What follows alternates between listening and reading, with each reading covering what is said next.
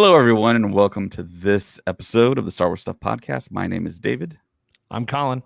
I'm right. I'm Hunter. Oh, I'm Hunter.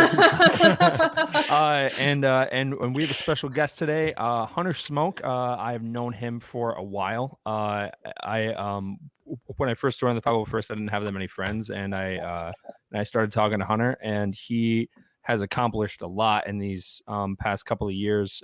He's even been to the red carpet premiere Solo. He was the first person to make Hunter, like the character Hunter, even though his name is Hunter, for the 501st Legion. And he's awesome. And right now he's working as Star Killer and a couple other characters. But we'll talk about him at the end of the episode. Right now, we are going to dive into the news that happened this week. Let's get into it. All right, the huge news, I think, and personally, I think we've all kind of foreseen. Dave Filoni has officially been listed as the executive creative director on the Lucasfilm website. And according to Variety, he was actually promoted last summer. So he's held the title for almost a year. And now this makes him only have to answer to maybe Kathleen Kennedy and one or two executives, possibly. I don't think we're exactly clear on that. But I think this is the title that we all really wanted Dave to have, just kind of the overseer of creative at Lucasfilm. Well, what are your guys' thoughts? Yeah, I mean, I think, so as you said, like Variety reported that he's had this title for a while. And really, like, as far as what we've seen him doing, it almost seems like it does seem like he's had this title for a while. And it makes sense that he like finally has a name for what he's been doing, but it does really seem that he's had a hand in everything for quite a while, especially through the development of Clone Wars, The Mandalorian, and now Bad Batch. So I mean, I'm all for it. I'm just curious why it took so long for them to update to officially update his title, like on for the public. Probably COVID. Well, yeah, that just slows everything down. So that's my only guess. But I mean, there was basically just the website update, right? To announce it. Yeah, just somebody noticed it online. Somebody visited the Lucasfilm website, talked about it, spread like wildfire. But yeah, it feels to me like it was on purpose, because it seems like there's been fanfare for other promotions, sort of like Michelle Rejwan. Maybe Dave was asked, hey, do you want to have something put out for the media? Maybe he just was humble and said, no, that's all right. It doesn't really matter to me. I mean, yeah, I mean that sounds like a really Dave way to go about it.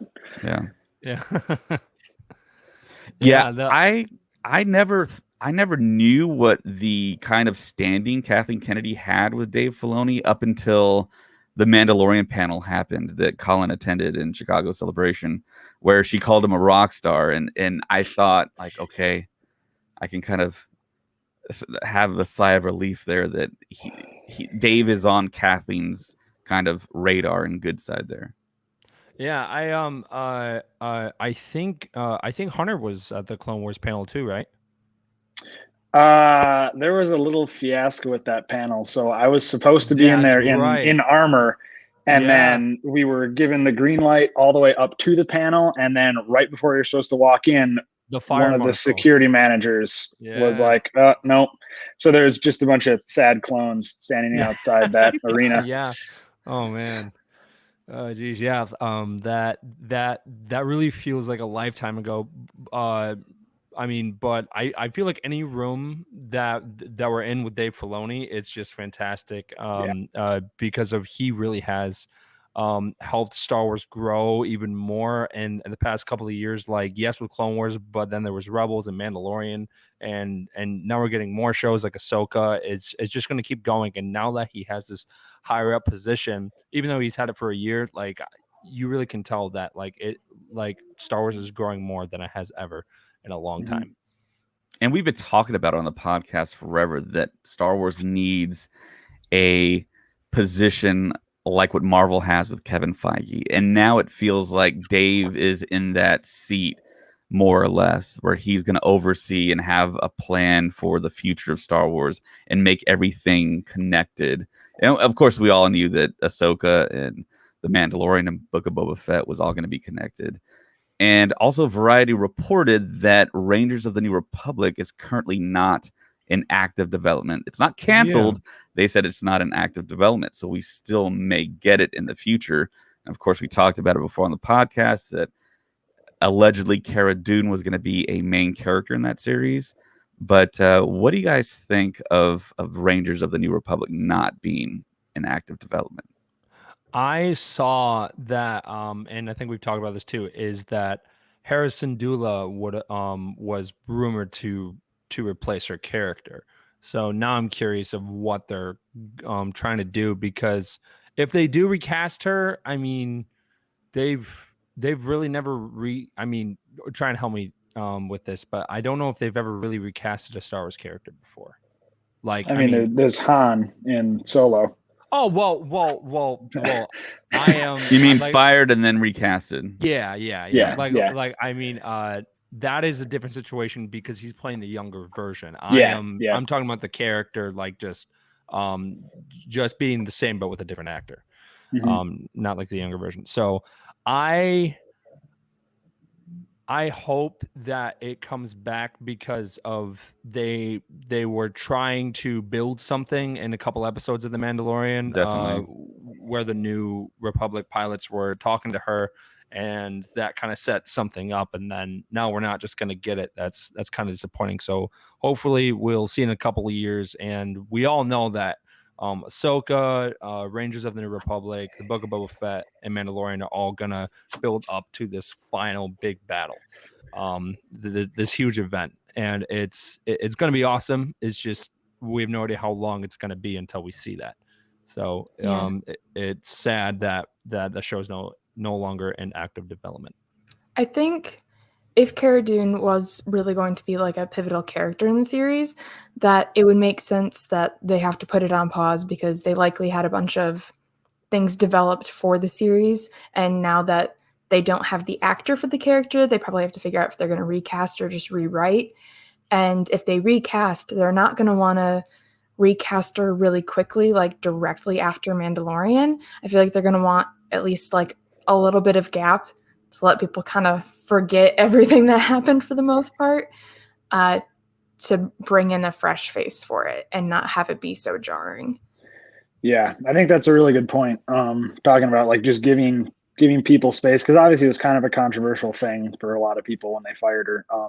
And I think knowing Disney, they would definitely like recast, like Colin was saying, and go and do that going forward just for like the sake of the character.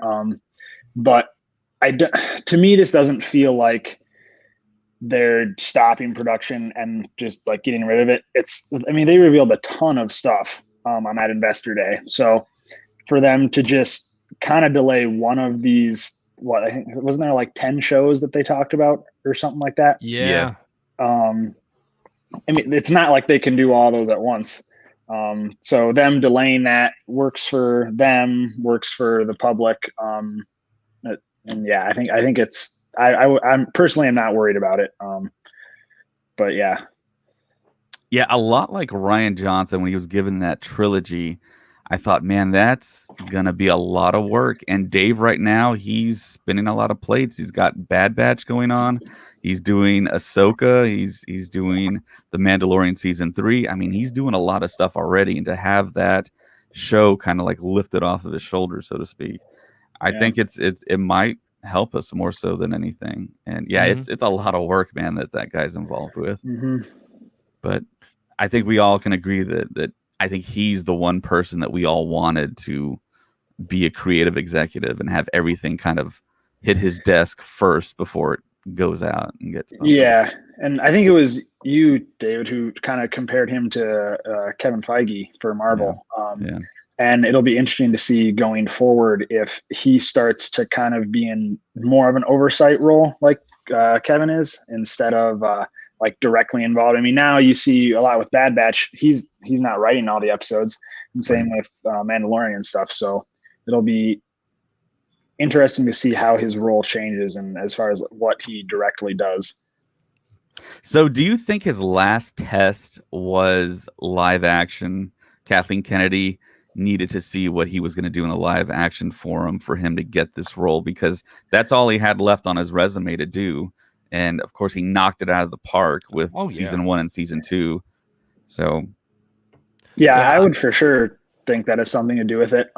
Because he was basically George's understudy all through the development of the early seasons of Clone Wars, and that was, I definitely agree, that was like his final test to see if he can actually handle everything. And because the production is very different for an animated series versus a live action one, and transitioning from directing and developing and pushing a story forward through live action format is very different. And obviously we've seen that he's super talented in both respects. So I definitely feel that Kathleen Kennedy was probably keeping an eye on him for that reason. Yeah, the second season of The Mandalorian just felt like a movie every time. Mm-hmm.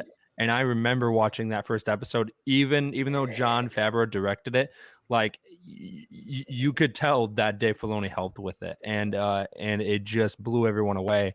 And I'm glad that with every new Star Wars project coming out, and it's probably a big help because of Dave Filoni, but it does feel like a bigger deal than it is because of the way that he helps write the episodes and the way that he directs it. Like that first episode of Bad Batch, I mean, Dave Filoni helped with that. And the first 10 minutes was just like a present, like on Christmas Day. It was awesome. And I loved every second of it. And I can't wait to see like what the future holds for Dave Filoni in the world of Star Wars, because he's done such a phenomenal job. Yeah.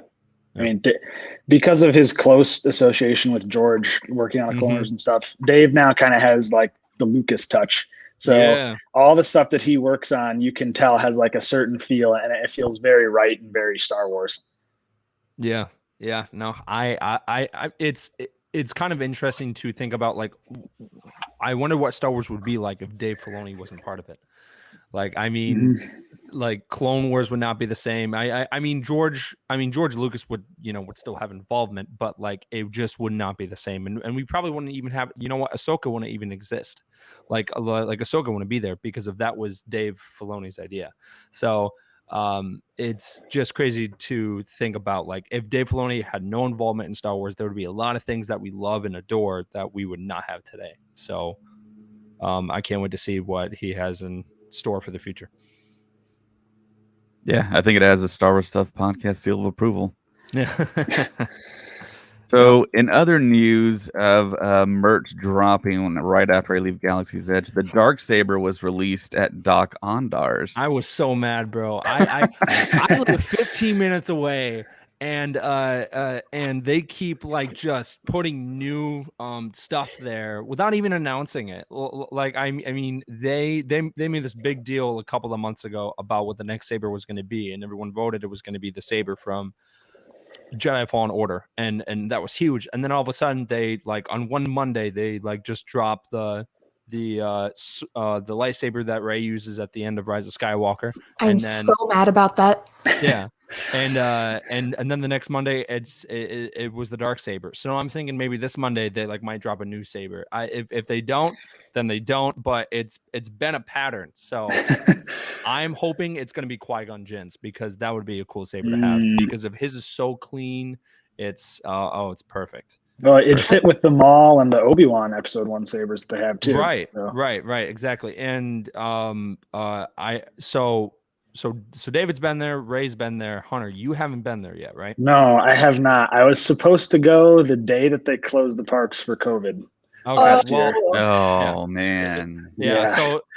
So I told you, like, when you're free and you want to come, just hit me up and we can totally go, man. Maybe when I'm down there for MegaCon in August. Yeah. Oh shoot, wow. Yeah, no, and the other great thing is that the conventions are starting to happen again. I know from Michigan, for all of us, they are doing Motor City Comic-Con again, and that was one of like the best cons. And I'm so glad that that's coming back. And so it's just nice the world is slowly going back to normal, because I haven't trooped over a year and a half. We did stuff for my engagement last year. I never got to suit up, but I got to see everyone suit up. So I'm glad that like things are slowly going back to normal, because just wearing those suits and just making people happy is like everything. It's fantastic. Yep. So actually, another item dropped today. Pictures floating around on the internet that I put on our Star Wars Stuff podcast Facebook group of the Din Djarin Mandalorian helmet. That I believe we raffled off on Instagram, and we haven't gotten that shipment yet. But they're out there in the wild already. Yep. It is. It's retailing at $119. Yeah, $119. $119.99. Yep. Yeah, and then also Galaxy's Edge, they are now selling the Boba Fett jetpack. I saw that, and then they're selling like a kid's version of the Boba Fett. But I'm more interested in the backpack, because I saw like someone like actually do a size comparison, and it looks pretty decent. I mean, I don't do Boba Fett, but Hunter does, so maybe Hunter will know better. Yeah, I can talk about this a little bit if you want. So the sculpt on it is actually really, really nice. Okay.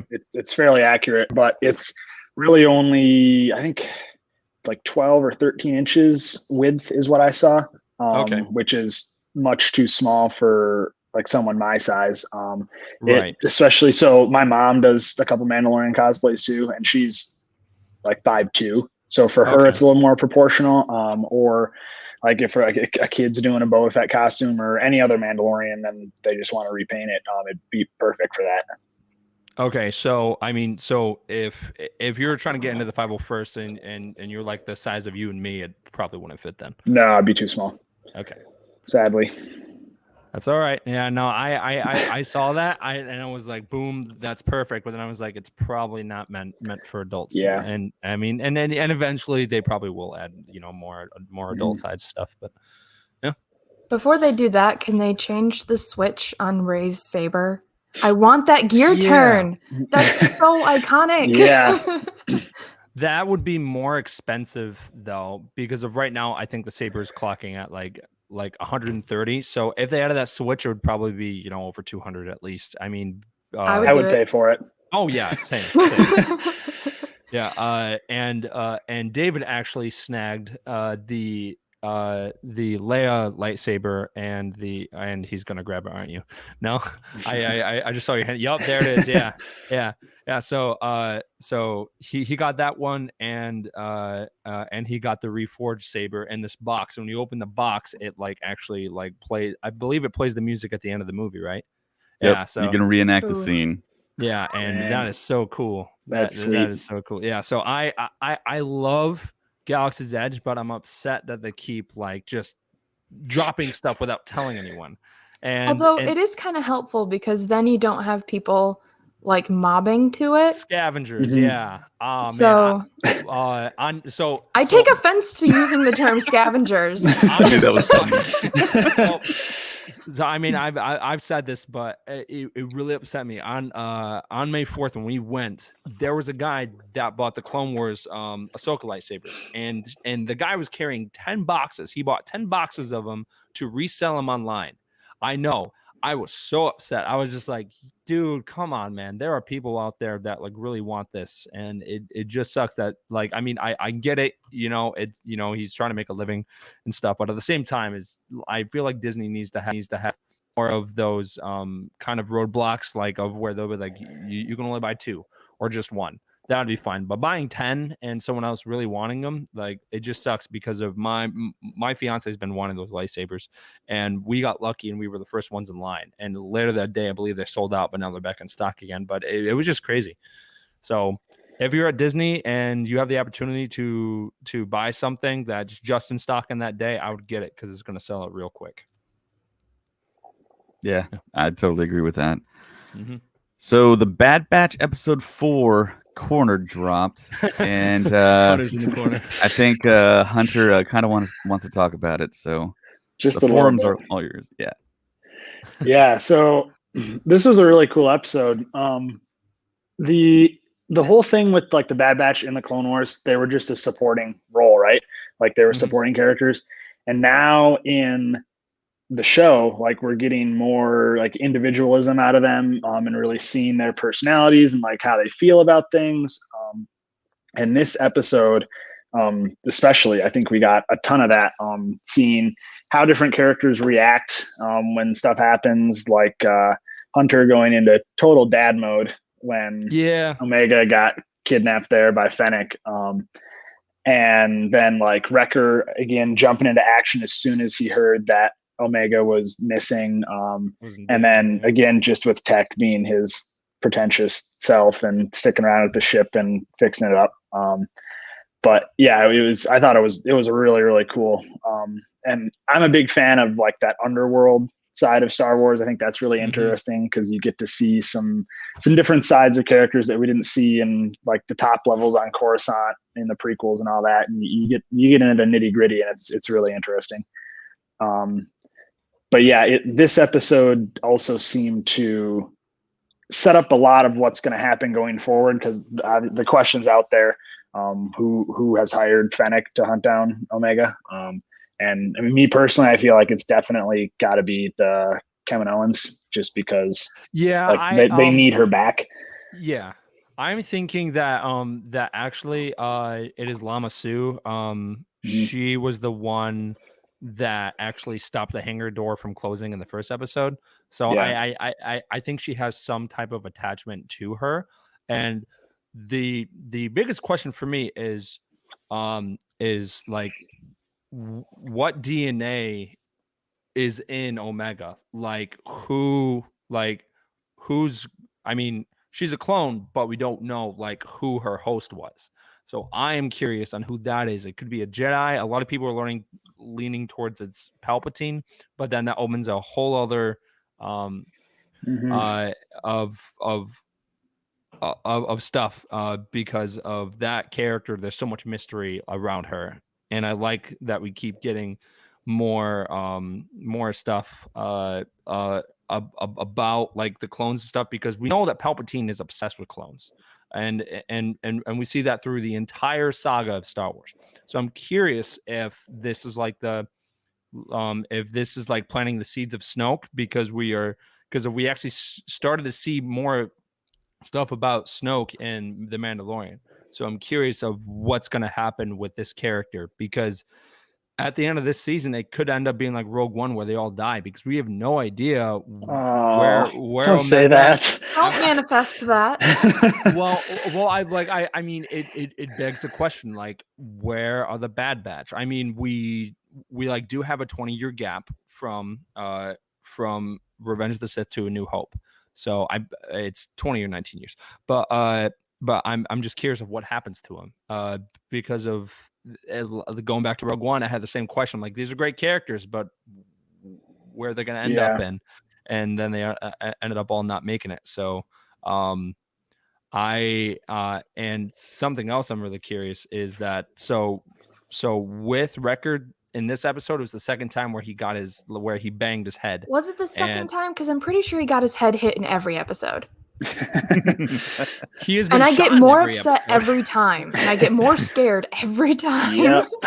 Yeah. So I mean, I am just afraid that that his chip's gonna start working, and he's gonna end up doing something that everyone's gonna hate. So hopefully it doesn't come to that. But I saw some people saying that in the second episode where he banged his head, that he was just kind of faking it, so he could make like the room for Omega. And hopefully that's the case, but there's a chance that it might not be. But yeah, it was a cool episode. I love the Bad Batch continuing the Star Wars trope of finding a kid and adopting it. The Dad Batch. Exactly, the Dad Batch. You just find a random kid like Anakin, bring him along. You got the child, bring him along. So I kind of see them as older siblings. I mean I kind of see Hunter being the dad, but then you're right, it's just kind of following that. I feel like that's a trend now of a character finding another character and then them playing a dad role, because that honestly like just goes through like the entire thing of Star Wars. I mean, because of that happened it's with found Qui-Gon family. Jinn. Yeah. Yeah. So Star Wars is it's- about family. Yeah. So I'm really I really hope nothing bad happens, but you know, it's Star Wars and anything can happen, so we'll just have to wait and see. I posted on Instagram the other day because of the delivery driver in the chase scene. He was wearing like the same outfit that that The Aqualish. Ponda, Yeah. that Ponda, yeah. Ponda So Baba, the right. Kenner Walrus Man figure. Yeah. Yeah. and I mean, and the outfit he's wearing is the exact one that his action figure has, like of the original action figure that Kenner made. And I don't know if that's a coincidence or if maybe it's just, you know, it's just a other random guy of his species. But I think they did that as just a nod to the Kenner figures, because we've seen that same outfit appear before. I believe we saw him in what was the title of the episode? Was it Sunny Day in the Void? It was the one where they found Gregor in that city. Oh, yeah. He shows up in the background there.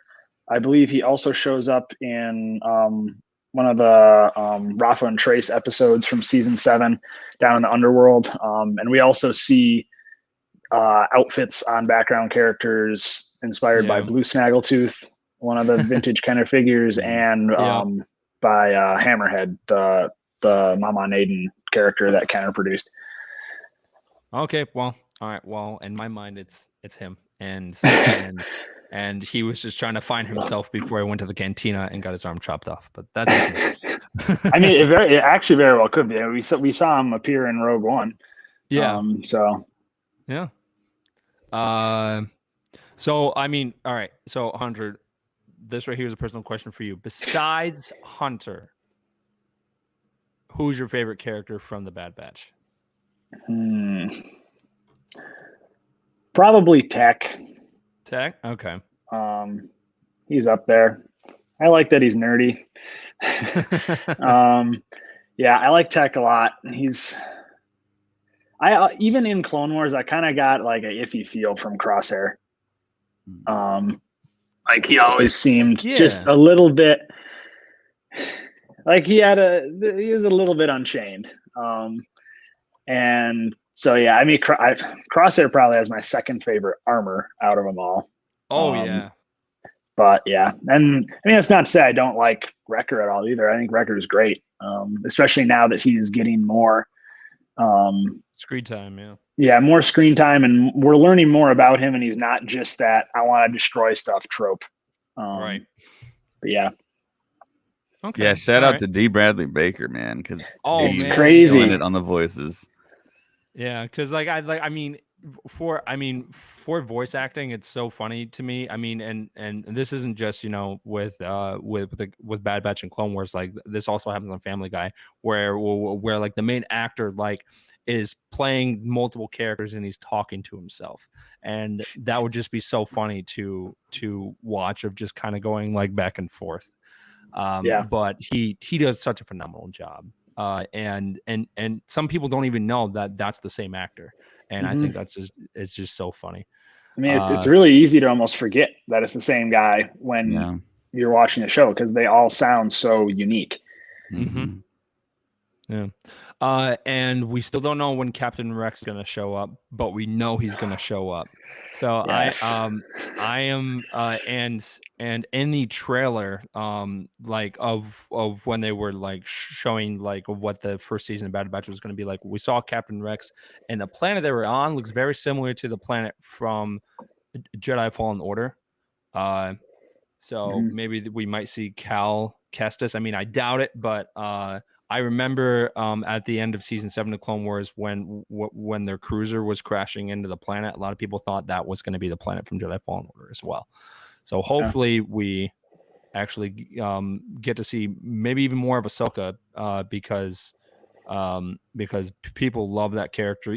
Even though she's getting her own show, I think seeing her show up more in this animation style would be really cool. Yeah. And I would be actually very surprised if we did. Well, I don't know. I guess it depends on how Rex interacts with the Bad Batch, because Rex is in Rex's mind, he's probably like the only clone who knows what Right. just happened.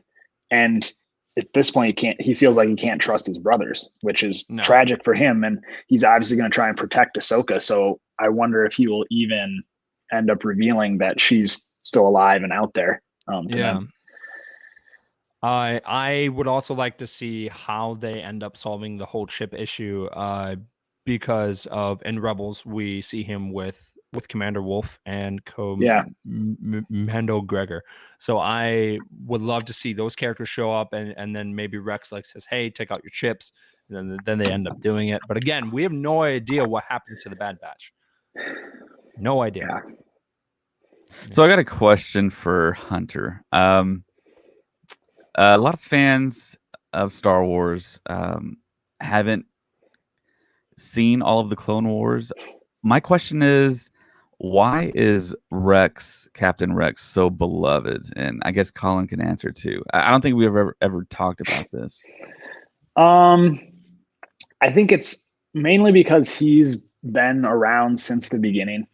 He was in the movie, and we got to see his individuality probably before any other clone. Mm-hmm. And he's almost like a Captain America character, right? Like he's great. Like he's a good soldier. Granted, he didn't follow all his orders, but he's a good soldier. Yeah. Not in the crosshair way, but the good way. Yeah. I liked Rex because of, I think Anakin had a big he had a big influence on him.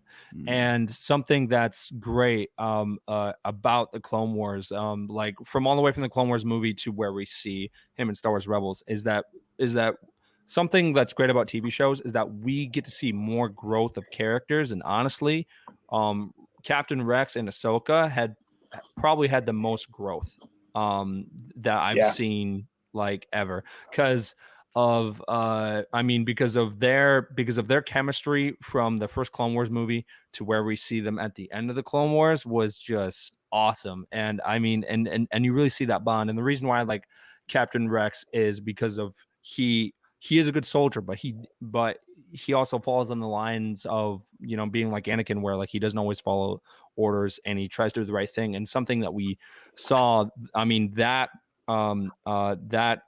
characteristic we saw a lot in which is probably Hunter's probably like favorite arc, would what was the stuff happened on Umbara with Pong Krell and all that stuff. Because of that really tested his character and of what's right and what's wrong, because of, you know, for those who haven't seen it yet, spoiler alert, but there's a point where the 501st ends up like they end up shooting the 212th battalion. Yeah, and it's tragic. It was so sad. And at that point, you know, a lot of people, you know, would go against everything and just try and hunt down the man being responsible. And they did hunt him down, but they, you know, wanted to put him on trial. Like, I mean, and then I just remember at the end of it where I forget who the character that actually ended up shooting Pong Krell, but I just remember Captain Rex was just trying to do his best to. Yeah, like, I believe wasn't it Dogma who shot him? Yeah, because Dogma was the one who was following Krell's orders to the T. And then by the end, he finally realized how wrong it all was, and he felt like he had to make that right. So he ended up taking the shot. Yeah. So I mean, it really is great, and it shows you how great of a director and a writer that Dave Filoni is, to feel us like these emotions about these characters. And I think Captain Rex is no exception. I think Captain Rex is probably one of the best characters, and in my opinion, like through Star Wars, because of he has been so much. He's been through so much, and then they kind of retconned it for him to be in Return of the Jedi. Like that's how great of a character he is. But yeah, so I mean, That's my point of view. Maybe Hunter has like a different point of view of it, but that's how I feel about it. No, I mean, I definitely agree with everything Colin said. And him talking about the similarities between Rex and Anakin is a really good point, because that's the whole thing. The clone commanders, when they come off Camino, they don't always have a ton of personality, and they're sort of imprinted off their Jedi generals. And how good of a person Rex is, and like his internal character and his moral compass, I think it really speaks to Anakin's character as well, because Anakin this whole time is like always being the hero, being the good guy. And we get to see a lot of his internal struggle with him kind of going a little bit dark just because of our omniscient viewpoint with like the movies and how it's filmed and framed and all that. But with Rex kind of watching Anakin, he just gets like the best parts of Anakin. So they're so similar in that respect, because Rex ended up learning so much from Anakin. And then there's also his, like, their moral compasses are so much the same, but Rex's leans a little bit to the light side, and Anakin's obviously leans a bit to the dark side. Right. And then at the end of Clone Wars, we see how that slight difference, because of what Anakin hid, like in his personality, what he hid from Rex, we see how that slight difference ended up taking them on different paths. Because otherwise, Rex could have ended up being someone like Crosshair or Cody, who went through with Order 66. So I thought that and something else that's great about the Clone Wars is that we also see the like great bond between Anakin and Rex. And that first episode of season 7 of it was the second episode where Captain Rex is covering for Anakin. I thought that was hilarious. I thought that was done in such a beautiful way, and then that kind of opened up more of like of how close they were. I mean, because of he pretty much knew that like Anakin had a secret wife, which, you know, we all knew Obi-Wan knew secretly. I mean, but the fact that like Anakin told Rex pretty much straight up, like, is I thought that grew him closer as characters. Definitely. Yeah, but hopefully, you know, in the Ahsoka show that we get to see Captain Rex live action. I think that would be like, oh my gosh. If they need someone to build a costume, I'm here. Yeah. Have you ever thought of doing Old Man Captain Rex from Star Wars Rebels? Not really. I mean, maybe like when I'm older and have white hair. I don't really want to wear a prosthetic beard and shave my head. Yeah. So. I've actually seen a lot of good Old Man Captain Rexes, and that's something great about Star Wars Celebration 2 is the costumes, because there's so many good costumes. So oh man, no, I hopefully we get to see Captain Rex maybe like very, very soon. Something else about the Bad Batch is that, you know, with the Clone Wars there were some episodes that were filler. I feel like these are kind of semi-filler. I mean, because of like they like kind of go off on their own adventure, but it's also feeding to the plot of the show, unlike, you know, some episodes in Star Wars: The Clone Wars. I mean, like the kicker from this episode was Fennec showing up and having a bounty on Omega. Even though like them just refueling is kind of just like a thing that happens, like you said, as filler. The big takeaway is definitely that Omega's wanted. Yeah. And something else about this planet is that Pantora. So with this planet, so George Lucas ended up making a cameo in episode 3, and the character that he made a cameo as was the chairman of Pantora. So that's kind of a cool Easter egg. And then also kind of a funny Easter egg is that, you know, it's called Pantora and the species is blue. Well, there's Pandora where the species is blue. So that's another funny Easter egg. But no, I thought they did great. I loved how they made how Echo was pretending to be a droid. I thought his costume was that was awesome. cool. I thought that was so cool. I also thought it was funny where he was just like, I am more than 2,000 credits. So I think that that the people behind Bad Batch know what they're doing, and I am hoping we maybe get to see more of the Jedi aspect, because this is still directly after Order 66. So I hope we get to see more Jedi. Mm-hmm. I think that'd be pretty cool, and maybe hopefully we might get to go back to Coruscant and see more of the temple, like of the aftermath, because I'm curious. That'd be crazy.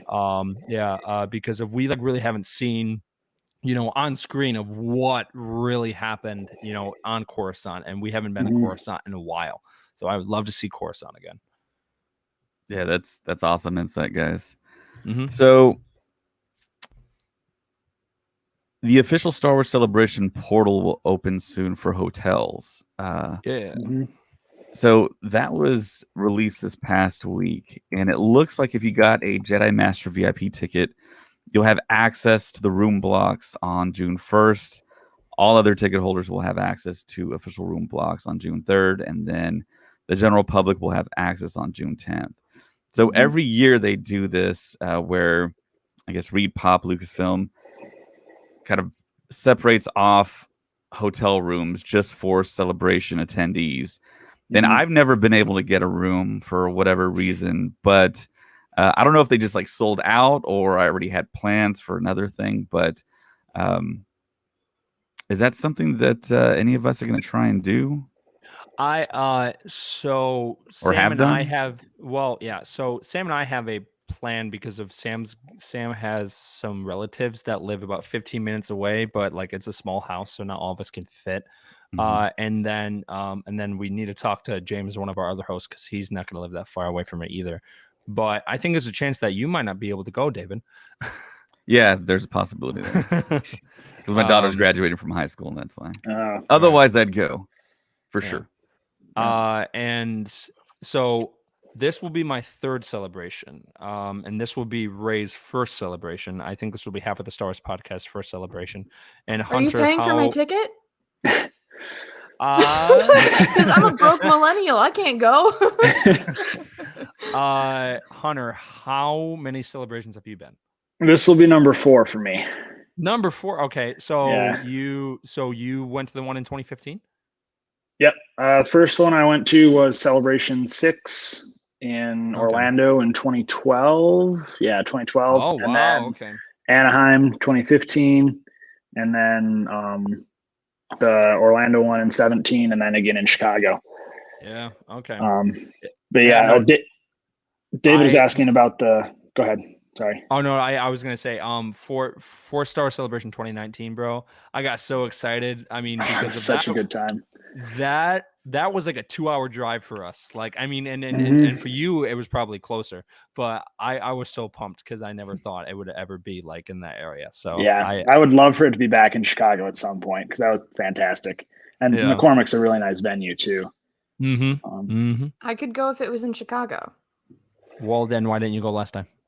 Because I found out like a month before it happened.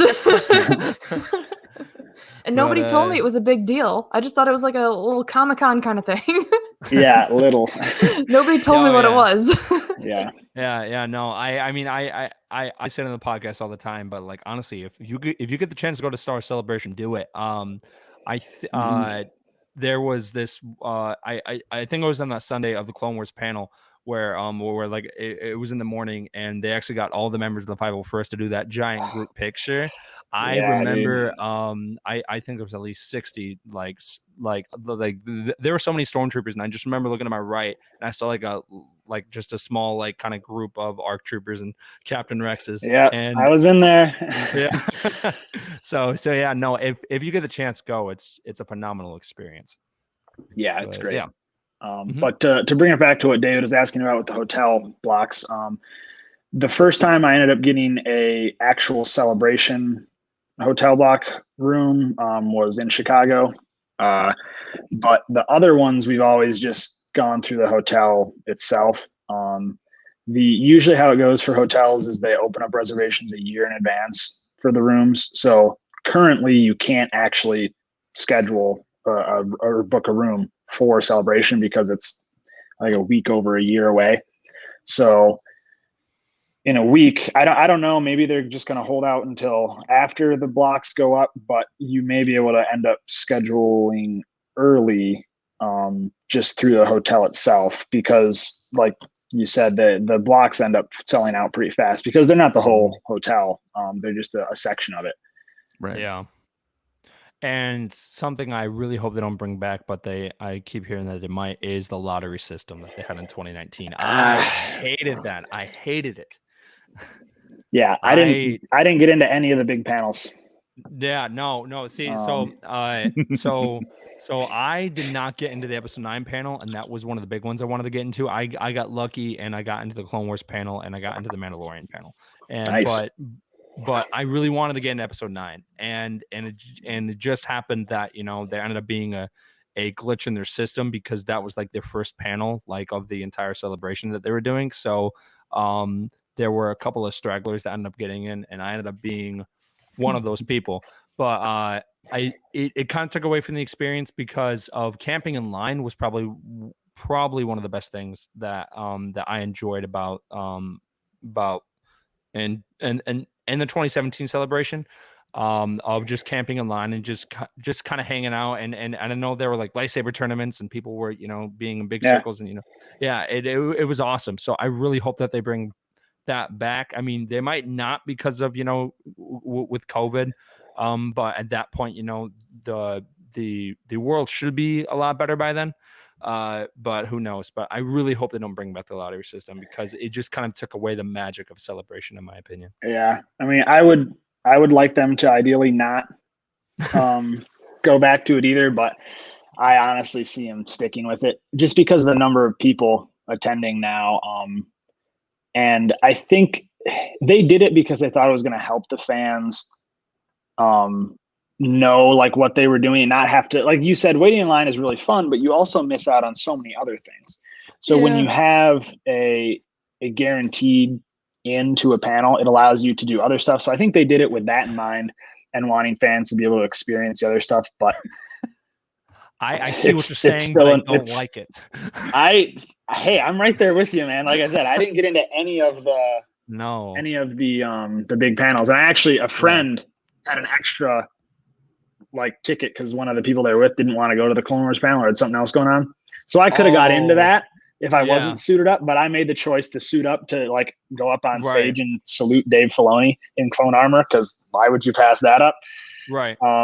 But then I ended up just totally missing it and standing outside and listening to people cheer and be like, oh, what are they so happy about? Did I was going to say, I do know another clone that was in your situation, and they said that they ended up giving you guys like the actual Clone Wars posters though, right? Yes, we did get those. Okay, good. Yeah. That was something. Yeah.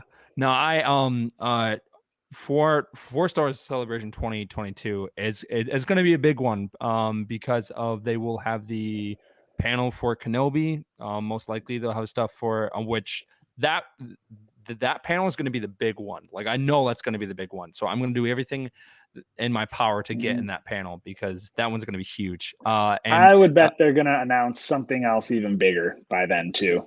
Like what? Like they're going to announce the next actual movie. Yeah, but like I mean, for the Kenobi series, that's been something that every fan's been wanting. Yeah, no, I'm not saying that's not going to be big. That people are going to lose their minds over that. But I think there'll be more than just that to lose your mind over, is my point. Okay, fair enough. Yeah, no, because and I've never been to California, so I don't know how it really is, like how like that situation is, because of I really want them to kind of take it back to Orlando because of that, like, center was perfect, and but just everything going on with Anaheim, I'm just curious on how the experience is going to be. Yeah, Anaheim is completely different. Yeah, it's a pretty nice convention center. It's comparable to the other ones that they've had it at. There is one arena that's even bigger than what they have in Orlando and at McCormick. Like, it holds more people. I believe. It's there's one big connected one in the convention center on the end, and that's right. where You're talking about the arena at the Anaheim Convention Center. Yeah. Okay, so when they did the 2015 first opening the Force Awakens panel, what they do is they kind of slice it in half. Yeah. And in that half, about 75% of the seats are used, plus chairs on the floor, because it is kind of like a basketball type arena. Yeah. No, I was in there for that panel when I went up in. I was right outside, like the last or the second to last row, so I was way up in the nosebleeds, but I was still in there, and it was great. Yeah, because like I mean for that panel, like that really was the message. Like Star Wars is back. Like it's really back. So I was watching the live stream of that.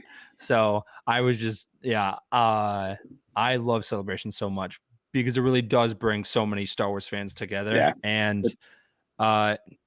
I think being part of the 501st really helped me explore my fandom for Star Wars. So I can't wait to see what the next celebration brings. And it's more fun if you know more people there. And because I met David I met David at the first Star Celebration I ever went to, and I kind of knew you, Hunter, like through the 501st, but then like through that big picture, I thought that was so cool because I was like, I know people. So it's so cool. It's awesome. And Ray, you are going. We will figure a way for you to get there. If you can figure out a way to get me there, I will figure out a way to get Sabe there. Okay. Yeah. So, Hunter, I don't know if you follow Ray, but she actually just got her Sabe costume approved from the Phantom Menace. The battle decoy. Yeah, I think I've seen it on social media and stuff. I think Ray, I've actually trooped with you a couple times at Grand Rapids Comic-Con and stuff, but I don't know if we've ever really met. Yeah, because I don't think we've met, but I have done two Grand Rapids Comic-Cons. Yeah. Okay. Yeah. I was gonna say I think we posted on our page, but there's a picture of me dressed up as Han Solo, and then Hunter was one of the Boba Fetts, and there was like three. Yeah. There was 3 Boba Fetts and there was 3 Han Solos, and it was really funny. Yeah. No, I actually think there were 4 of us. We had all of the Boba Fett versions plus 1, which was the coolest thing for me as a Boba Fett nerd to have. Return of the Jedi, Special Edition, and Empire there. That made my year. Yeah, and speaking of Boba Fett, with the book of Boba Fett, what's your number 1 prediction for the show? Like from all of you, because right now, like no one's talking about the book about the new show coming out because there's not that much to go on. Yeah. Well, I know what yours is, Colin. Hang on a second. It's got to do with a blue elephant. He's definitely coming back. Yeah, that's my number 1. Yeah, I don't think I have a particular prediction. I've heard a bunch of rumors about what's happening and what we're going to kind of see and what one of the main villains is going to be. And I've just kind of stayed away from trying to guess what's going to happen. I'm just going to be there watching it, and just I know Filoni's in charge, so I know I'm going to like it. I know it's going to be Max Star Wars, so pardon the pun. Yeah, I'm excited for more Fennec, so yeah, I'm happy with anything. She's a very interesting character. I am curious, like if her and Boba Fett actually have a history, and maybe we might get to see that history in the Bad Batch at some point. But at the same time, at that point, he's still kind of a teenager. Yeah, so, he'd be like close to Omega's age, wouldn't he? Like a little bit older. I think, well, because we saw him in some episodes of the Clone Wars, and he was like clearly in his teenage years. Yeah. Because I think he was like 9 or something in Attack of the Clones, right? Yeah, because I can't tell people's ages, let alone when they become animated. Then I really can't tell how old people are. Yeah. I think a big question for me actually is, are we going to see Boba Fett be quintessential Boba Fett, what we always thought of him being as, like more so kind of a villain more than what we might think we're gonna get with like almost like a Suicide Squad version of Star Wars, where the bad guy doing good kind of scenario. I hope we see him being dark, brooding Boba Fett. Yeah, dude. Like that would be so great. We got an after credit scene, which this was like the first Star Wars after credit scene like ever, and it was so cool of just seeing him come down and he just takes everyone out. Like he doesn't care about all that stuff. All he wanted to was to sit on that throne, and he owned that pose too, like of just sitting on there and being like, I am the king now. So you have no idea how much I lost my mind when I saw that the first time. Oh man, yeah, no, I believe we ended up doing like a live stream of it like at 3:00 in the morning, and at that point, like our brains were kind of dead, and we just watched the credits, and then we just started watching it happen, and we saw Jabba's palace, and we were just like, wait, what's going on? And it was just funny to see like some of the characters that we haven't seen in years. Like, I mean, Bib Fortuna. Yeah. I'm just coming up and he's like, Boba, you're alive. And he's like, I don't care. And he just shoots him. Yeah. And it's just like, That's what I hope we see more of. Boba just kind of being out for himself. And I don't know, maybe there'll be I'm sure there'll be something in there that Boba Fett like cares about, and that's his motivation for doing whatever he's doing. But I hope it gets gritty. Oh yeah. Because I think that's a cool thing to see in Star Wars, like the underworld type deal. And he's almost if Jabba's crime empire is still where it was, or even half of what it was when Jabba died, Boba's kind of now in like Maul's type position, where Maul was ruling Crimson Dawn and has all this power to do something with, and we don't know what at this point, but we're gonna find out, I'm sure. Yeah, no, I want to see Bosk. I want to see IG-88. Yes. I want to see the classic bounty hunters. I want the band to get back together. I want to see action. Wait, are you talking about Max Rebo's band or that too, man? That too, because I mean, like if Bib Fortuna survived, you know that Max Rebo like definitely survived. He's like hanging out in the streets of Mos Eisley, and then he's walking and he probably sees like this audition poster like to be the new band for Boba Fett, and he's like, sign me up, and then you know he plays and Fett sees him, he's like, you know, I remember you were really good at what you did. So yeah, I just imagine it like the Robot Chicken special where Max Rebo survives and is like, no one talks about I gotta get to my gig, man.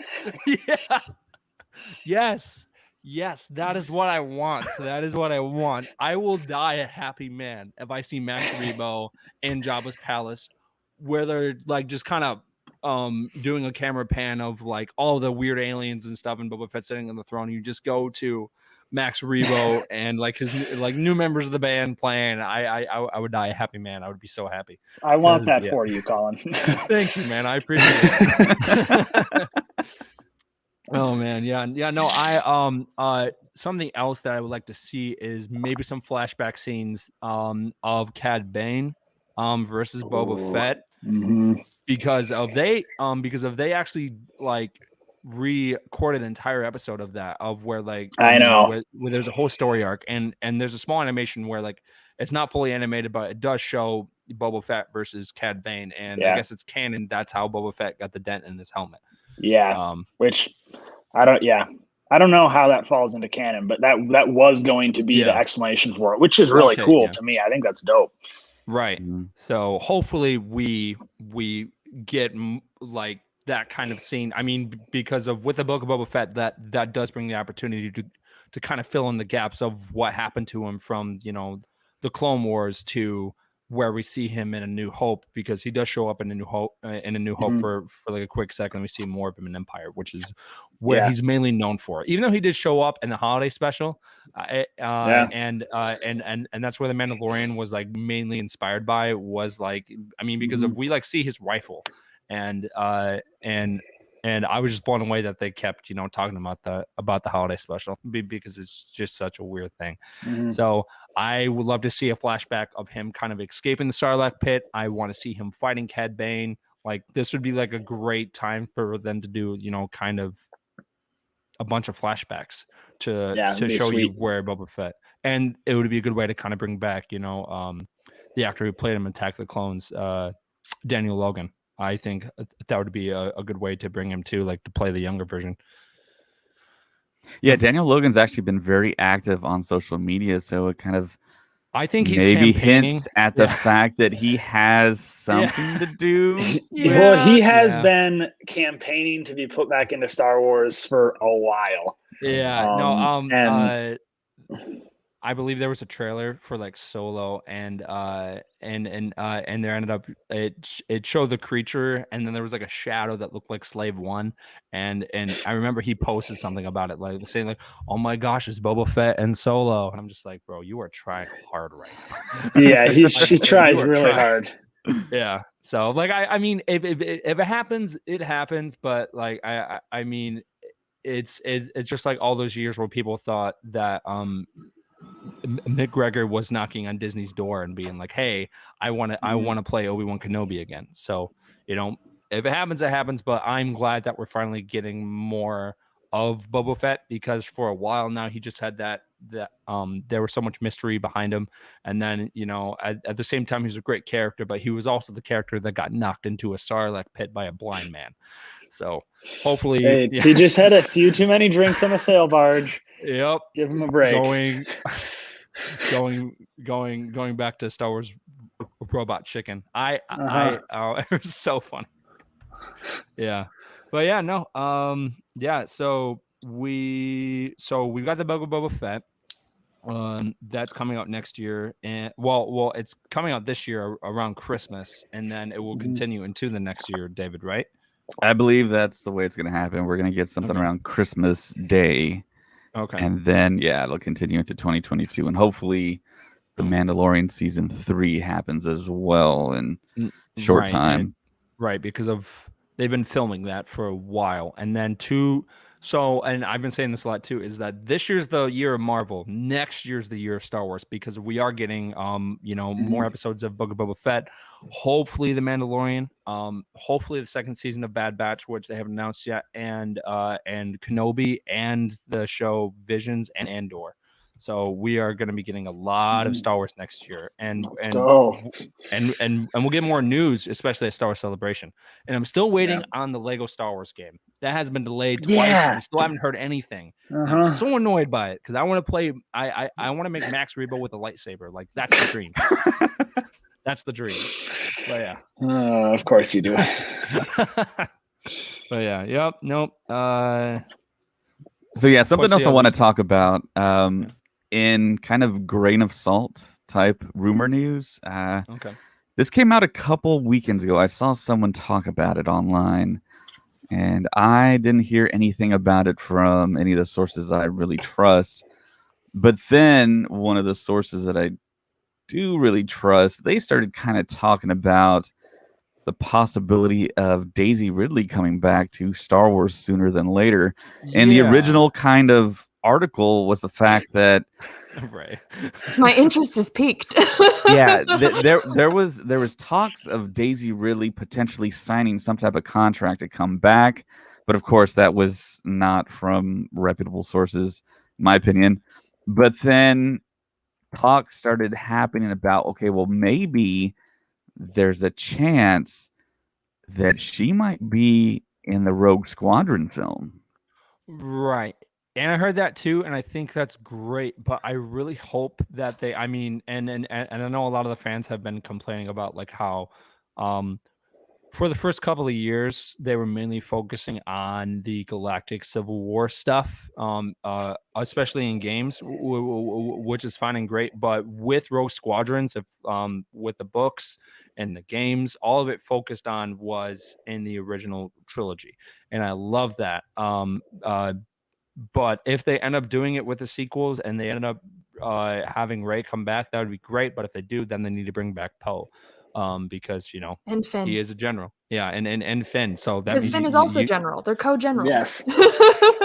right. So and at that point it would be Star Wars Episode 10.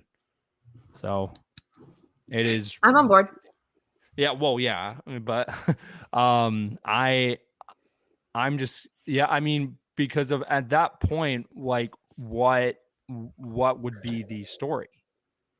Like, I mean, it would probably be some leftover First Order people, most likely, but who would be the main villain? And I swear, I mean, if it'll the probably Emperor be comes something back- new. Like Yeah. we're all asking what the story is going to be for Book of Boba Fett. So it's up true. to Lucasfilm to come up with the stories. Yeah. I think if they tied into more of the stuff that happened in Legends, I think that would be a good call. I mean, because they've slowly been bringing stuff back to Legends, like Thrawn. Thrawn was a perfect choice to bring back because that honestly was like a fan favorite, and he's done a phenomenal job. And when Ahsoka said like, "Where is Grand Admiral Thrawn?" and the Mandalorian, I was like, "Yes, live action, let's go." So, well, I think they're definitely trending towards bringing more back from the EU with like the Acolyte show that's going to be coming out. That's I think really going to be their gateway into Old Republic stuff. Yep. And I would love. I mean, and I love the High Republic, but I've always been a fan of the Old Republic. I thought with the games, that would be a great TV show. Like, I mean, I love the movies, but with TV shows, it gives you more time to build story development. And that honestly would be the perfect way to kind of tie stuff back into, to Darth, who's the guy that like had the red lightsaber and the purple lightsaber? His name was Revan. Thank you. Yeah. So tying more into that stuff would be awesome. And on top of that, it does focus on stuff that was happening in the underworld at the time. And I think we always need more plots about the underworld because of with Crimson Dawn, all that stuff was great, but I wish that we ended up getting a Crimson Dawn show. And coming up this week is when people want the second when they want the second Solo movie to happen, and I know people are really campaigning for that. But if they do, I'd rather have it be a TV show so we can see more about Crimson Dawn, like between the end of the Clone Wars and Solo and all that stuff. Yeah. That's my opinion about it. Ray, what do you think? Daisy Ridley coming back? Possibly, please. maybe. Please. She has the prettiest costumes. Wow. Which yeah, I was gonna say. So is it Ray or is it Sabe? Okay, I have a love-hate relationship with Naboo fashion. It's pretty to look at. It's a nightmare to make. The headdress has 400 jump rings that I had to individually cut and hand place. You honestly did a phenomenal job. So, like, it looks awesome. It's a thing that's pretty to look at, but not to make. Rey is pretty to look at and moderately hard to make. Yeah. Depends on the costume. Jakku, easy. Rise of Skywalker, nightmare. Yeah, I was telling Ray in our Stories episode that I just released on Patreon that Sabe is a costume totally worthy of walking around Celebration in. And I told her that she would be stopped every 3 feet to take a picture. It is so detailed, and I mean, and those costumes that have that much detail are really worthy of showing off. Like with Hunter's Captain Rex, like those like marks that he has on his helmet. Like actually I can show it because I got the action figure. But like those marks on the helmet and all that stuff, and like where he's kind of banged up, like all that stuff is like it's so hard to get the decal. Like I remember with my TK of the blue lines, like that was kind of difficult for me because it was my first costume and I didn't know what I was doing. So doing costumes is difficult if you don't know what you're doing. So in a bit, we are actually going to talk to Hunter, and he's going to talk us through the process and some tips that will help you if you're working on your costume.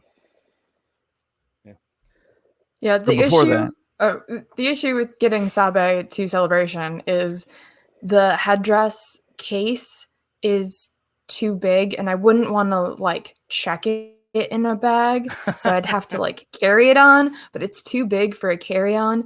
So my next plan would have to be finding someone to 3D scan it and then get a 3D Or you print could just of it. wear it. Just wear it on the plane. You could just wear it through. You could just wear it through the airport security. But I got an "What's that?" estimate on how much it would be to 3D scan from a company, and they said $600, which I not- bet you could find someone in the community who would be a little more. yeah, that's Open what I'm on to the it. hunt for now. But You could ship it too. I don't dare, because So, I'm do you- afraid of it breaking. That's why do I you want a have- 3D print. Do you have like a protective case for it now? Yeah, it's That's actually like still too big to check. it's in the middle. Yeah. It's Okay. a Yeah. Husky Okay. toolbox. Yeah. Alright, so you probably wouldn't be able to. Because you can, like, even the big tool totes that a lot of people lug their armor around in, you can Yeah. check those and fly with them. It's just like an extra charge for an oversized bag. So if you have something that you're comfortable with it being in, like, you can always pay a little bit extra. Yeah, Yeah. just having it jostled around scares me. Just try not have any Star Wars decorations on it, because there's a chance that I might get stolen because of I've heard from, I had my from Yeti stolen out of my suitcase. I don't trust anybody in the airlines, and that was from a No. TSA agent. They watched Yeah. the security footage. Yeah. I don't trust anyone on an airplane. So I always try and be careful if I'm bringing like any costumes or stuff with me in a plane. So I'm lucky that I do know someone that lives there, so I think I'm just gonna ship my stuff. But I've never ever taken my actual TK in a plane. So Hunter, I brought mine to Orlando in 2017. I kept the helmet as a carry-on, and I've flown with other helmets other places too, as carry-ons, and just because that's usually the most fragile, intricate part of a costume. So that's the thing you want to be protected the most. I was actually able to put all my TK armor inside, like pieces inside each other, and then wrapped each layer in a moving blanket and then fit it into the biggest hard-sided suitcase I could find. So I didn't have to pay the extra for checking the big tote when I went to Orlando, but that I'm probably going to end up checking at least one armor tote when I go out to Anaheim. Okay, yeah, because I know that I'm planning on bringing my TK, and then I'm gonna have my Han Solo, and then at that point I'm hoping to have Skywalker from episode 3. So it's gonna be a lot of costumes, kind of bunched into like a thing. So I'm thinking maybe I ship some of it and then I put some of it in a suitcase, because that's a lot of costumes, which you're going to have a lot of costumes too, but I think you're going to have to, I can't bring them all, which sucks. Bringing 5 sets of armor on a plane would be insane. But yeah, I'll probably end up bringing as much as I can fit in one armor tote and one large suitcase. Okay. Yeah. I think I'm actually going to drive if I do go to Celebration, and I'll have my tote, my TIE pilot back there. And my buddy has a scout trooper, so we'll finally be able to troop Celebration. If there's any local people that I know that are going to be driving, I might see if I can pawn off a crate on them to drive out there. Yeah, it's just tough because it's like a 30-hour drive or something. So from Michigan, because I watched the so on the original Star Wars Blu-ray set, they with like of just the 6 movies, they ended up having like the 501st Legion special where like they went to the Rose Bowl, and I just remember watching it where like a bunch of the people lost their stuff on their flight, and then they couldn't troop because it got stolen or misplaced.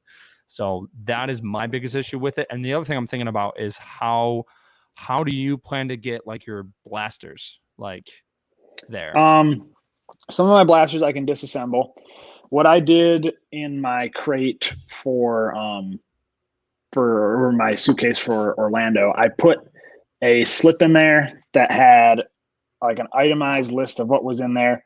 I had a tag wrapped around the blaster saying, "Hey, this is fake. This is solid urethane rubber. It's not going to hurt anyone. I mean, unless I like pistol whipped someone." But and then I had a picture of everything too, like me wearing the kit, so they knew what it is. Because if they haven't seen Star Wars, they're going to have literally no idea what's in this suitcase. So being as transparent as possible with TSA is really important. Okay. Yeah, just so they know what they're dealing with. Yeah, because I know people have a hard time taking their lightsabers from Galaxy's Edge. Like, yeah. So hopefully it won't be too bad. I'll probably have to brainstorm more, but if you don't have like if you have your suit and you don't have the blasters, I just feel like it's kind of incomplete in a way because of it just kind of makes it like the whole ensemble. So it would just be weird to have like a stormtrooper walking around and not have the blaster, even though you could probably buy like a really cheap one. I'm sure you can borrow one from a friend out there too. When they're not trooping. So, and speaking of lightsabers shipped, I got all my 4 lightsabers that I bought from Galaxy's Edge shipped to my house with my droid that I built. Bro. Well, I mean, when you think about it, it seems kind of perilous to ship all that stuff. But Disney is kind of professionals at that stuff, because when my buddy walked down to find a duffel bag to ship everything, the guy knew exactly what he was doing in the gift shop. He's like, "Yeah, we can just ship this stuff. You don't have to carry it on the plane or do whatever you're going to do with it." So yeah, everything made it to my house safe and sound, and it's just like how I remember it at Galaxy's Edge. So yeah, that's awesome. Cool, awesome service, worked out. So the other thing I kind of want to note here, that Andor is going to shoot in Scotland. Andor's been shooting all around the UK, and it feels like a very old school film production that they're doing. They are using green screen, blue screen, and there is a volume in the UK as well that they could shoot indoors, just like The Mandalorian. But I haven't seen too many reports on them shooting on a volume. But there's a lot of pictures out there of behind the scenes of Andor, and I'm super hyped for Andor, I think, as well as everyone should be, because I think it's going to be kind of a sleeper type of TV show. I think everyone's going to love it. Tony Gilroy is still kind of in charge there. And the other couple things here, the new Mandalorian Season 2 Funko Pops released. You can get a new Bo-Katan pop, and what was the other pop that was released from Season 2? I'm trying to think. Ahsoka was released, a new version of her. There's the one where Din Djarin's holding Grogu, but he's not wearing the helmet. Yep. Right. There's that one. And the other thing too is the anniversaries of Episode 1, 2, and 3, the prequels, and the 41st anniversary of The Empire Strikes Back happened this past week. So continuing along with the theme of Star Wars month of May, we should just celebrate the whole month. That's what I'm proposing. This is the May. Yeah, definitely. It's gonna be May. So, as of right now, I wanted to ask the panel here, what TV show / film are they hyped about at this moment in time? The most hyped about? I mean, I'm loving Bad Batch right now, but hands down, the thing I'm most looking forward to is Boba Fett. Really? Okay. Well, yeah. I guess that makes sense. I can never get enough Boba Fett. Yeah, I love I love the underworld and the darkness of Boba Fett and all that stuff. But honestly, Kenobi, that's mine too. It's I mean, it is something that we've all been wanting since Disney got the rights to Lucasfilm, is something with Kenobi, because of that story needs to be told, because of he went through so much in Episode 3, and I just want to see him dealing with it. And the fact that Kathleen Kennedy said that Darth Vader and Obi-Wan are going to have the rematch of the century intrigues me, because a lot of people thought that the last time they fought was on Mustafar, and then they fought again in Episode 4.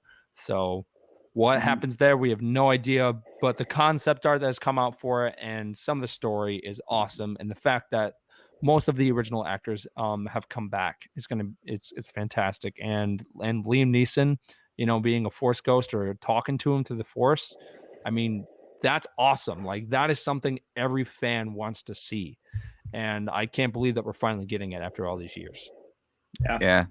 Yeah, I echo everything Colin just said. Just the fact that they got everyone back, all the actors, down to Joel Edgerton playing Owen Lars, which I think he's going to have a bigger part. And you go back to all the references, all the lines of dialogue in A New Hope, where Lars calls him, he wasn't just a crazy old man. Are we going to see crazy Ewan McGregor as Ben Kenobi?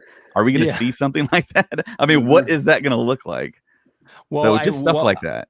Well, I mean, they do call him an old strange hermit. Yeah. So so there's a chance that we might see why they call him that. Like, I mean, because of he like probably, I mean, for all those 9 years that he was there, he's probably going insane of just replaying those events in his head over and over again, and kind of being in the down low. So it's going to be so cool of just to see him kind of be the old man, kind of like being a wizard, kind of like Gandalf the Grey, like of just kind of just going on Tatooine and seeing Tusken Raiders, and just him going on those adventures is going to be awesome.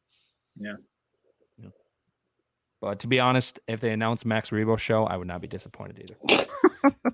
But that's just me. You get a Max Rebo show, I get a Handmaiden show. All right, there you go. Be the Handmaiden's Tale. Yeah. I did tell somebody I was really into the Handmaidens, and they're like, "Wow, that's a dark show." I'm like, I wish it was a show.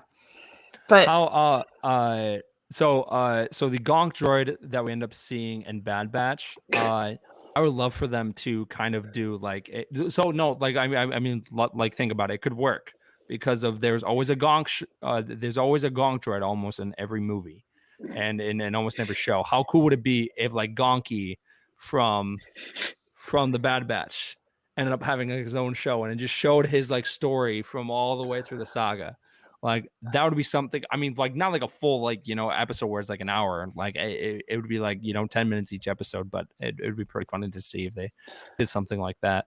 The Gonk show. I'd rather have a Max Rebo show than a Gonky show. I am with you, but yeah. I don't know. Clink was pretty cool. That R2. He was arms and legs. Neat. Yeah. Yeah. Did because of I know that Dave Filoni voiced Cheap in the last episode of the Clone Wars. Did he do any new voices in this episode? Because I know he loves droids and Chopper and all that stuff. I don't know either. Oh yeah. I wonder. So hear me out. With the Kenobi show, they could pull in some handmaidens, or at the very least, like adjacent to them, because I finally got around to reading the Vader comic with Sabe in it. And you've got like this whole army of Amidalans who are hunting to find out what caused the death of Padme and Anakin, because they don't know Anakin. Sabe, Kanye, Harambe. So all of them. Oh my God. To see a gorilla in a handmaiden's dress. That needs to be a Don't shirt. make me draw it. But because they'd be searching around, and it'd be around the same timeline. So I don't know if they'd ever make a stop on Tatooine, or if Obi-Wan ever leaves Tatooine, if they'd run into each other. Mm-hmm. Yeah. Because of, I know people are thinking that Ahsoka might, end up making some type of appearance there too, like in the Kenobi show. And there's a chance that I was gonna say there's always a chance that there's going to be a lot of character crossovers. Like you never know who's going to show up. Like, I mean, we did not think I forget his name, but I know hunters are going to know it. there was that deserter clone that we saw in season 2 of the Hut Clone Wars, McQueen. like him, and we didn't think that we would ever see him again, and sure enough, he shows up, and that was a cool callback. Mhm. So you never know who's going to show up in these shows. Yeah, I would even love just to see Captain Tonra, who's a character in Queen's Shadow, and then in the Vader comic with Sabe, who was played by Richard Armitage in The Phantom Menace. Oh, so if we could get yeah. Richard Armitage back in Star Wars, that would be also amazing. For those who don't know who that is, that's the guy who played Thorn Oakenshield in the Hobbit films. Yeah. Also, Rose Byrne, Corday. Mm-hmm. Yeah. But yeah, is there anything else, David? I think that's all the news that kind of dropped. If anyone has anything else, no. I've been really excited about this because of I really admire Hunter for like all the stuff that he does. And honestly, I feel like he's brought more fun to the costuming community. I believe there was that picture of where it was Jango Fett, Boba Fett, and then the Mandalorian. Like that got so many hits. Like it's crazy. So, Hunter, can you kind of talk about yourself and what got you into doing costumes and all that stuff? Yeah.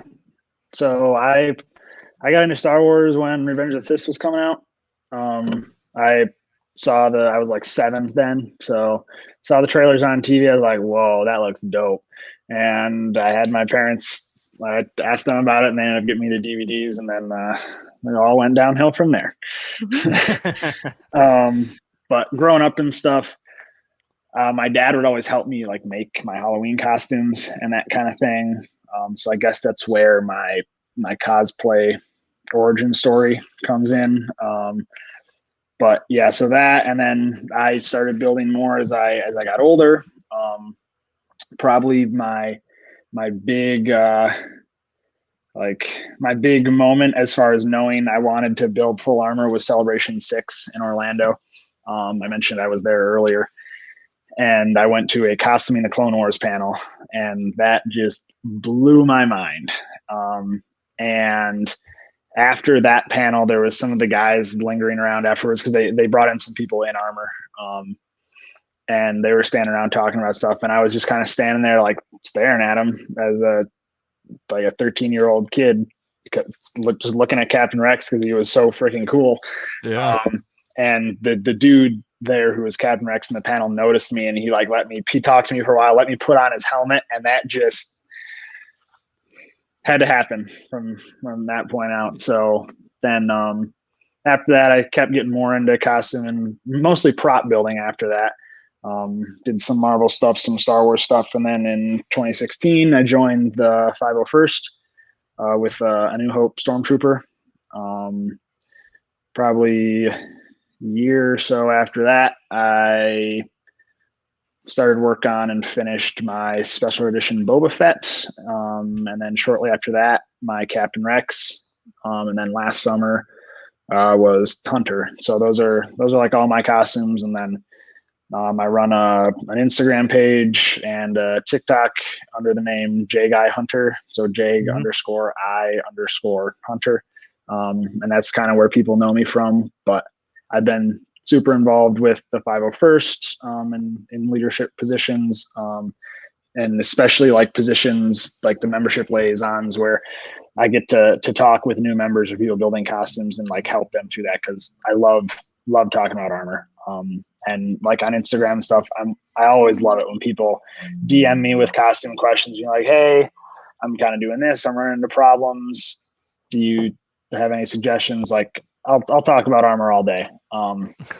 But yeah, so that's I love doing it. And I love the community. It's like I got into this because I'm a big Star Wars nerd and I love Star Wars, but what has kept me so active and really pushed me to keep things going is the community itself and all the people that I met.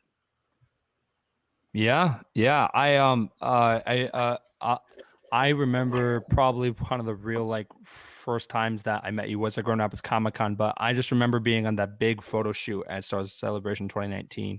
And I know I talked about this before, but it was just awesome just to look around and see like hundreds of people like just dressed in these costumes. And I just looked over and there was just a squad of clones. And it was just so cool, like just to see multiple Captain Rexes and our ARC troopers and stuff. I'm like, this is what like I dreamed of doing as a kid. And I mean, and I'm just seeing all these people share the same passion as me is incredible. And just seeing people bring these costumes to life, like especially with Captain Rex and then Hunter, I mean, like that was quick with like Hunter. So it's, I mean, it honestly is super cool, and it's an awesome achievement. For all the costumes that you've done, which costume was the hardest to make?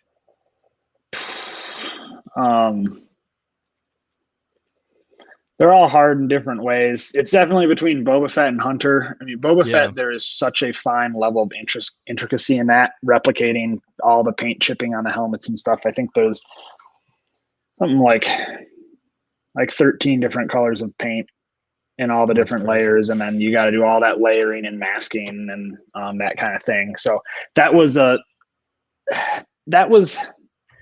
probably one of my favorite costumes to build because it was such a learning experience. And it really, I felt like it really improved my skills as far as costume building goes. Hunter was also rather difficult. You mentioned I had a pretty quick turnaround. I think it took me about a month and a half to finish this armor. That's crazy. But it was a crazy time because no one was for stormtroopers and stuff, you can buy kits and things that people have already produced. No one was making Hunter kits then. So I actually started with a animated Republic Commando kit and then had to cut it up, sculpt on new stuff, did a lot of modeling and 3D printing to add on things. And that's where it ended up. I keep looking over to the side because I have my helmet here. That is so cool. Yeah. So this was it still is one of my pride and joys, but last summer Hunter was my big project. But yeah, so I'd say probably Boba Fett was most difficult just because of the level of precision needed, but Hunter was also a lot of learning new skills. Yeah, no, I like hear that making Boba Fett is the most difficult one, but something I don't hear is with people have a bunch of costumes, like in your opinion, what's the most like fun costume that you like to wear the most?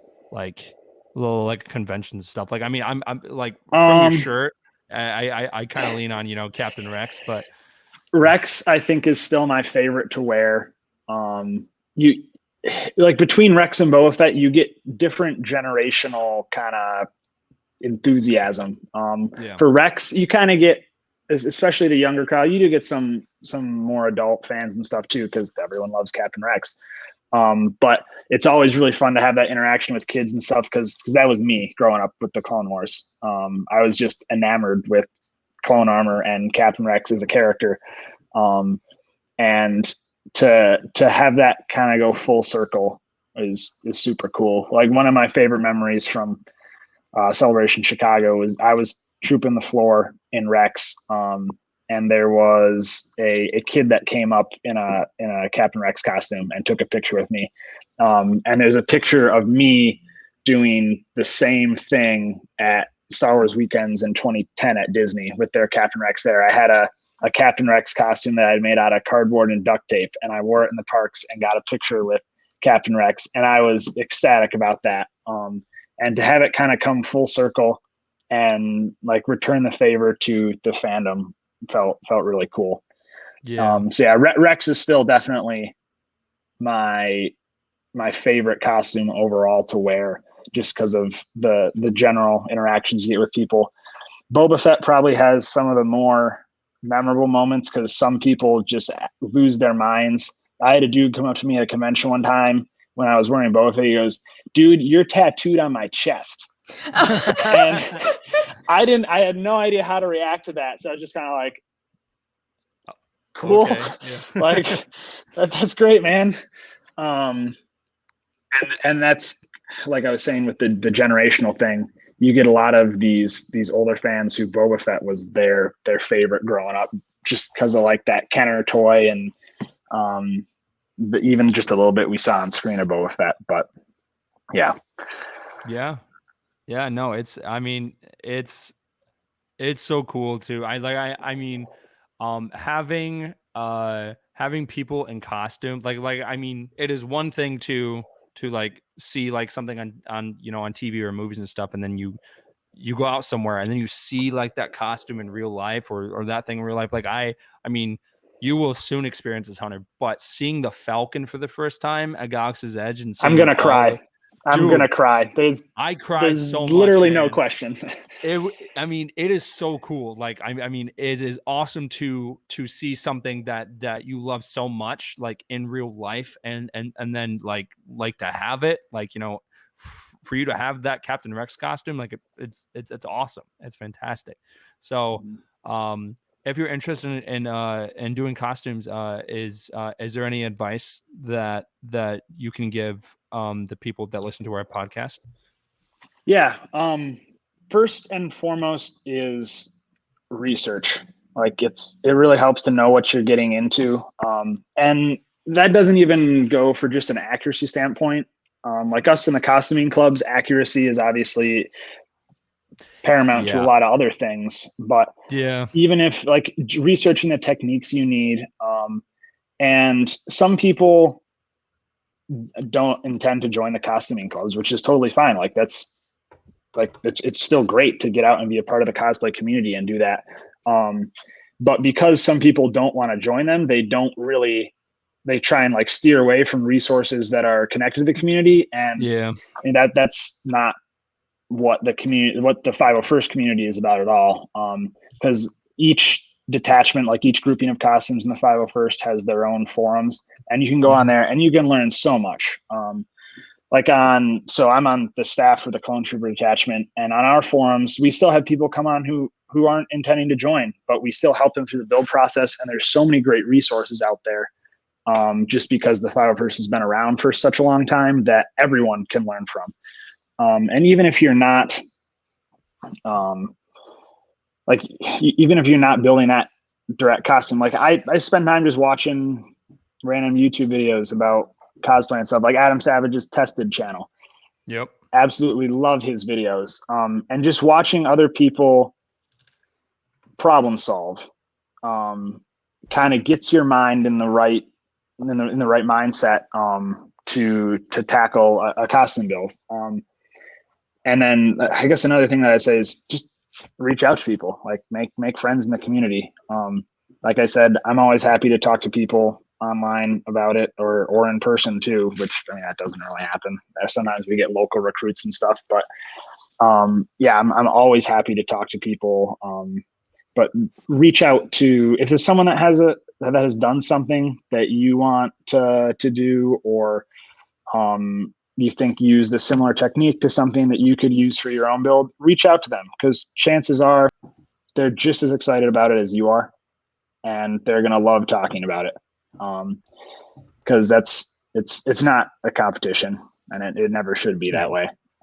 It's everyone celebrating their love of Star Wars or whatever property you're trying to build a costume or prop for.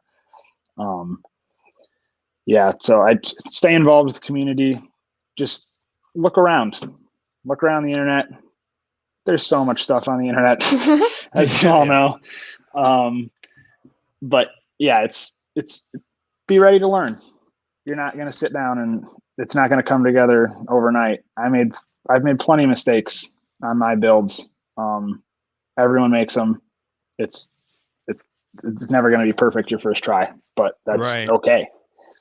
Yeah, I as of right now, I've been working on my Mandalorian costume, and I started with the rifle, and I'm still sanding that rifle, man. Like sanding takes time. Like it takes a lot of time for me. Yeah. Yeah. Those are all 3D prints, right? Yeah. Yeah.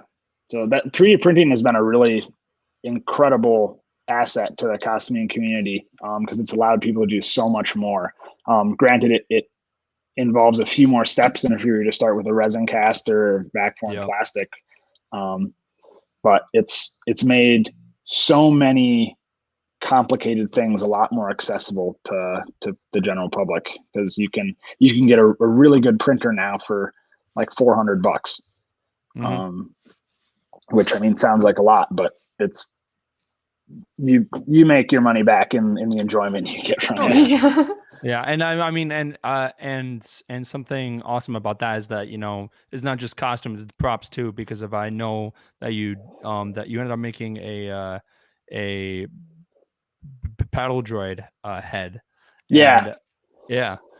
So those do come in handy because of some people just do it to just to have the props around their house because I think Craig Hobbs has been I was gonna say he's done so much with his, and right now he is working on his R2D2, so it's I love so seeing awesome. his progress.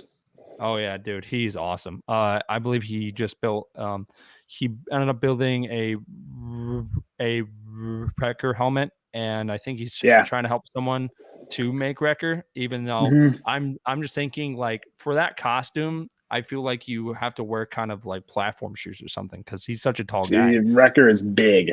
Yeah, he's huge. But yeah, Craig's been talking to me about Wrecker, and it's so exciting to see other Bad Batch builds like start to kind of come out of the woodwork now that the show has started.